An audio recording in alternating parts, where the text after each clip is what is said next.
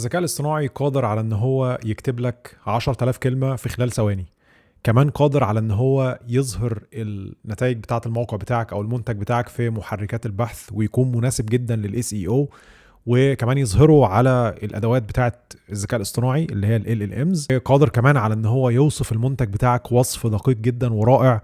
ولكن الذكاء الاصطناعي غير قادر على وصف الحالة اللي انت كنت بتحسها لما بتفشل في الوصول لشيء معين، او الحالة النفسية الجيدة جدا اللي وصلت ليها بعد ما حققت شيء معين بعد معاناة سنين. مش هيقدر يوصل لهم الاحساس الانساني ده. كمان مش هيقدر يوصل لعميل الاحساس اللي هيحسه لما يشتري المنتج بتاعك او الخدمة بتاعتك. والحقيقة العواطف والاحاسيس اللي انت بتخلي الشخص اللي بتحاول تبيع له يحسها هي اللي بتخليه ان هو يشتري. في دراسة اسمها سوماتيك ماركر اتعملت على مجموعة من المرضى اللي عندهم ضمور في جزء من المخ اللي مسؤول عن العواطف. الجزء اللي كان بيحسسهم بالسعادة أو مثلا بالضيق من شيء معين أو أيا كان. والأشخاص دي كان عندها تردد شديد جدا في الوصول لقرار معين لأنهم ما عندهمش تقريبا عواطف. هم بيقدروا يحكموا على الشيء بالمنطق وبالتفكير بشكل عام، يعني منطقيا وعقلانيا في الشيء نفسه. ولكن بسبب عدم وجود العواطف الناس دي ما قدرش تاخد قرار.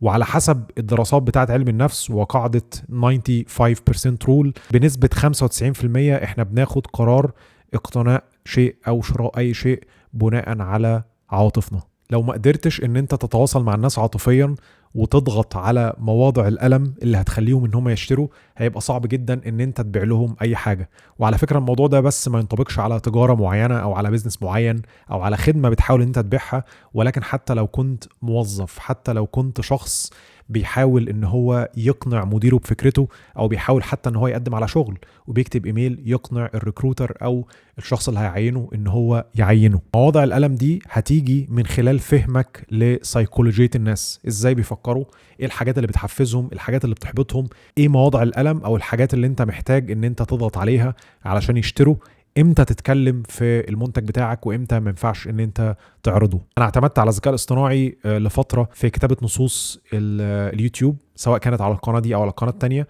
وصدقني ما حققتش اي انتاج حتى من ناحية المشاهدات. سيبك من المبيعات، حتى المشاهدات، لان النص نفسه كان باين ان هو معمول له نسخ من مكنه. ما بداتش ابيع ولا بدات المشاهدات انها تزيد الا لما قدرت ان انا اتكلم مع الناس في الحاجات اللي هم حاسينها، وابقى عارف المعاناه بتاعتهم واحل لهم المشكله بتاعتهم بالمنتج او الخدمه اللي انا بعرضها. هل هتثق في دكتور كتب لك روشتة بالاستعانة بجوجل مثلا؟ اكيد لا. وفي نفس الوقت مفيش حد هيشتري منك لو حس ان كلامك نفسه منقول من اداة ذكاء اصطناعي او LLM. برضو ما بقولكش ان انت ما تستخدمش الذكاء الاصطناعي، ولكن وجهة نظري ان انت ما تعتمدش عليه بشكل كامل. اعتمد عليه فقط في الخروج بافكار جديدة، بان انت تسترسل على كلامك وتبدأ تضيف الخبرات بتاعتك والحس الإنساني بتاعك اللي هيقنع شخص إن هو يشتري منك الخدمة بتاعتك. المهارة اللي الذكاء الاصطناعي غير قادر على استبدالها هي مهارة الكتابة الإعلانية. لذلك إحنا عاملين برنامج كامل، والبرنامج ده بننصح كل الناس اللي هي دخلت كورس اكسبرت تو بزنس انها تذاكره، وهو برنامج الكتابة الإعلانية. ان انت تبقى عارف ازاي تكتب، لان الكتابة مبنية عليها كل شيء. يعني لو انت بتعمل مثلا يوتيوب فيديو، محتاج ان انت تكتب سكريبت بشكل مقنع عشان الناس تتفرج عليك تجيب مشاهدات، وفي نفس الوقت علشان تبيع. لو انت بتكتب نص على لينكد ان بتحاول تقنع مجموعة من الناس انها تشتري منتج معين او تحجز معاك استشارة او ايا كان، لازم تكون عارف ازاي تكتب. لو انت بتتكلم حتى مع مديرك او بتبعت له ايميل، لازم تعرف تكتب الايميل ازاي بشكل كويس وبشكل مقنع.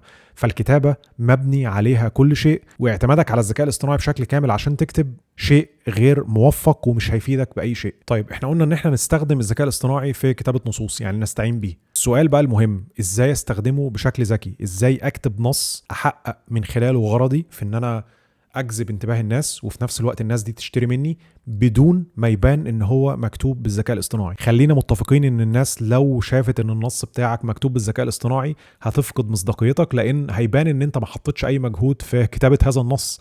انا بيوصلني ايميلات من ناس مشترك في القوائم البريديه بتاعتهم باين النص مكتوب كوبي بيست من تشات جي بي تي. بشوف بوستس او منشورات على لينكد ان باين جدا ان الشخص مش حاطط اي مجهود في ان هو يكتب الكلمات المجعلصه دي، غير ان النص باين ان هو منسوخ بالظبط من ماشين او من مكنه الشخص ده انا عارفه شخصيا، فانا عارف ان هو مش هيكتب النص ده. فعلى الاقل محتاج ان انت تحط مجهود في ان انت تنظف النص اللي انت واخده من اداة الذكاء الاصطناعي. ازاي تنظف النص ده، او ازاي تخلي النص شكله مقروء ويمس شيء في البني ادم، في نفس الوقت الشخص ده يشتري منك بعاطفته قبل ما يدفع لك فلوس، عن طريق اتباع الخطوات اللي انا هقول لك عليها دي. لو بتكتب ايميل فيه نصوص او كلمات بالانجليزيه، هتلاقي فيه كلمات دايما متكرره تشات جي بي تي بيكتبها، كوميت، كلود، جيميناي، جروك، بيكرروا كلمات من قبيل انلوك، ديلف، لاندسكيب، اليفيت. هتلاقي الكلمات دي متكرره بشكل كبير، ولو انت شخص متعود على ان انت تستخدم الذكاء الاصطناعي هتلقط اذا كان اي نص بتقراه مكتوب بالذكاء الاصطناعي ولا لا. فحاول ان انت ما تستخدمش الكلمات دي. الحاجه التانية، الذكاء الاصطناعي عام جدا في الكلام اللي بيقوله، ما بيخشش في تفاصيل، وغير قادر على سرد قصص بشكل جيد بشكل انساني يبان ان في شخص فعلا هو اللي بيسرد القصه دي. فبيتكلم بشكل عام. يعني مثلا لو انت بتبيع برنامج تدريب، لو انت استخدمت الذكاء الاصطناعي في ان هو يطلع لك نص مناسب لبرنامج تدريب، هيقول لك مثلا البرنامج ده هيغير لك حياتك وهيخلي صحتك احسن. ولكن لو انت كتبت كوبي، او حد كوبي رايتر شاطر، هيكتب النص بطريقه مختلفه. بعد شهرين من الاشتراك في برنامج التدريب بتاعنا هتحس ان انت اصغر 20 سنه، مش هتضطر ان انت تشتري لبس اوفر سايز علشان تداري كرشك، وكمان هتنزل البسين، مش هتقعد تتلكك كل شويه ان انت بتحبش الميه، ولكن في الحقيقه انت خايف ان انت تقلع التيشيرت والناس تشوف جسمك. فانهي نص في رايك هيبقى مقنع اكتر، او هيضغط على مواضع القلم بشكل افضل؟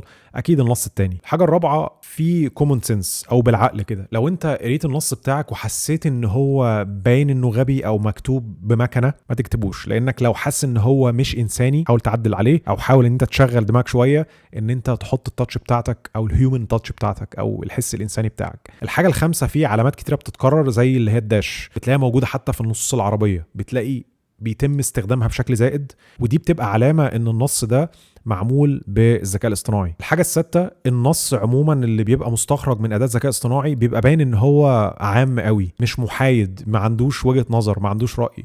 بتحس ان هو بيطلع جمله معينه مش واقفه في صف حد علشان محدش يمسك عليه غلطه. فلو انت بتكتب نص جيد، كوبي جيده، حاول ان انت يكون ليك راي، يكون ان انت بتحط رايك في الموضوع، يكون في رأي إنسان في الموضوع. إنما النص العايم ده بيبقى باين إن هو مكتوب عن طريق أداة ذكاء اصطناعي. الحاجة السابعة، بتلاقي فيه كونكتورز أو وسائل وصل كتير في الجمل، فبتلاقي مثلا كلمات من قبيل meanwhile، nevertheless، في مثلا furthermore، في additionally. تبقى عارف ان الشخص ده ما بيستخدمش الكونكتورز او الكلام المجعلص ده. فحاول ان انت لو بتكتب نص مثلا خصوصا مش رسمي، ما تزودش في استخدام الكونكتورز او وسائل الوصل دي. الحاجه الثامنه، لو النص نحويا صح 100% هيبان ان هو معمول عن طريق اداه ذكاء اصطناعي. ما بقولكش ان انت تكتب نص فيه اخطاء نحويه بشكل متعمد، بس حاول انه ما يكونش يعني 100% صح، لان احنا كبني ادمين بنغلط. مش لازم يكون في تشكيل وبانكتويشنز وكوتيشن ماركس ومش عارف الحاجات دي كلها بتبين النص في مكنه اللي كاتباه مش بني ادم. الحاجه الاخيره واهم حاجه، لو انت عايز تكتب نص يبيع، حاول تفهم دماغ العميل اللي انت بتكلمه، دماغ الشخص اللي انت بتكلمه، ايه نقط القوه بتاعته، ايه نقط الضعف، الاهتمامات بتاعته، الحاجات اللي بتخوفه. في نفس الوقت ايه مواضع الالم بتاعته، المفروض تضغط على ايه بشكل اخلاقي يعني عشان يشتري، وانت عارف طبعا ان المنتج بتاعك كويس وان هو هيفيده وهيغير له حياته. فهم سيكولوجيه الشخص هي الحاجه اللي هتخليك ان انت تكتب نص يبيع فعلا. دي اهم نقطه. تذكير سريع، لو عندك خبرة في مجال معين، شغال بقالك فترة وعايز تبني بيزنس اونلاين ناجح قائم على خبرتك، وعايز نساعدك ان احنا نبدأ البيزنس من الصفر لحد ما يبقى عندك بيزنس اونلاين قائم على خبرتك، املى الفورم اللي موجودة تحت اسفل الفيديو، ولو كنت مؤهل هيتم التواصل معاك وهنقول لك على تفاصيل الاشتراك في البرنامج. بعد كده ما تنساش تتفرج على الفيديو ده. اشوفك في الحلقة الجاية.